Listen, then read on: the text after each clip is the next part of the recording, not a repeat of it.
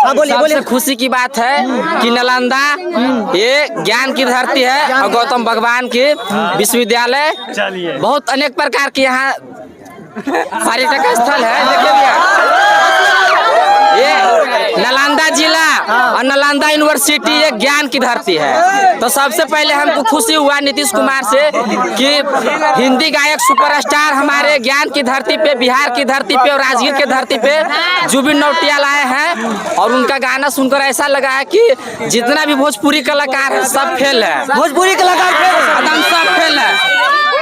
खेसारी पवन सब फेल, एकदम सब फेल है भैया। जिस तरह से सब झूम रहे थे, अगर उस तरह से इस तरह का माहौल बनेगा, इस तरह के गाना बनेगा तो लगता है कि बहुत सुधार आ सकता है इस ज्ञान की धरती पे, बिहार की धरती पे। जुबिन नौटियाल बोल दिए है कि एक बिहारी सब पे भारी। एक बार जोर से, एक बिहारी।